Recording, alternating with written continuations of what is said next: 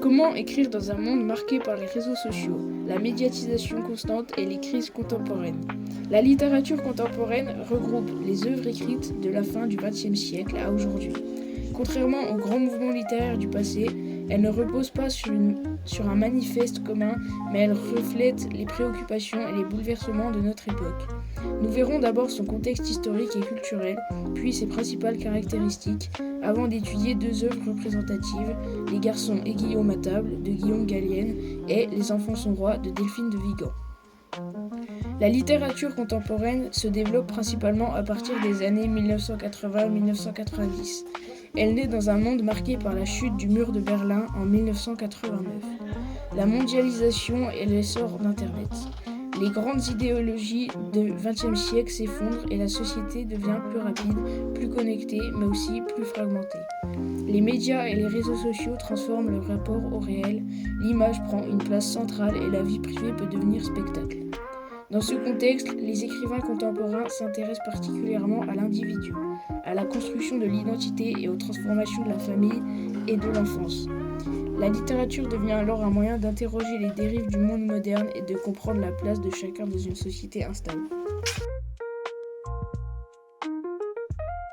La littérature contemporaine se caractérise avant tout par sa grande diversité. Contrairement au mouvement littéraire classique, elle ne suit pas de règles fixes ni de manifestes communs. Chaque auteur développe une voix singulière, ce qui rend l'ensemble très riche et pluriel. Les thèmes majeurs sont la quête d'identité, la famille, l'enfance, la mémoire, la solitude, mais aussi les mutations sociales et technologiques. La question du regard des autres, notamment à travers les médias et les réseaux sociaux, occupe une place importante. L'individu est souvent au centre de récits, il cherche à comprendre qui il est dans un monde instable.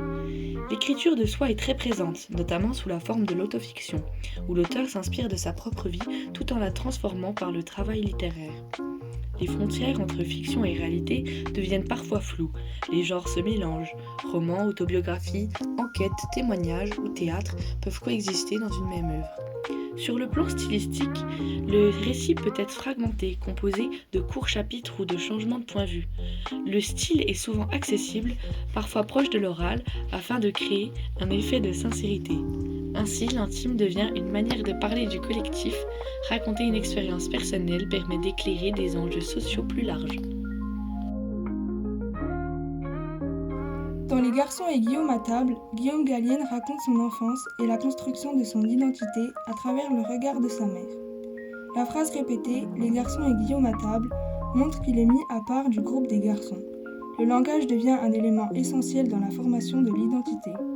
L'œuvre mêle humour et réflexion et illustre bien l'importance de l'écriture de soi dans la littérature contemporaine. Dans Les enfants sont rois de Delphine de Vigan, l'auteur explore la surexposition des enfants sur les réseaux sociaux. À travers l'histoire d'une mère qui met en scène la vie de ses enfants sur Internet, le roman dénonce les dérives d'une société obsédée par la visibilité. Cette œuvre montre comment la littérature contemporaine interroge le numérique et la transformation de l'intime en spectacle.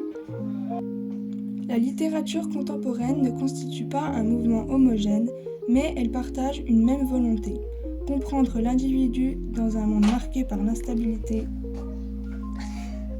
En explorant l'identité, l'intime et les transformations sociales, elle renouvelle profondément la littérature française. Elle nous invite à réfléchir à notre propre rapport au monde actuel et aux nouvelles formes que peut prendre l'écriture à l'avenir.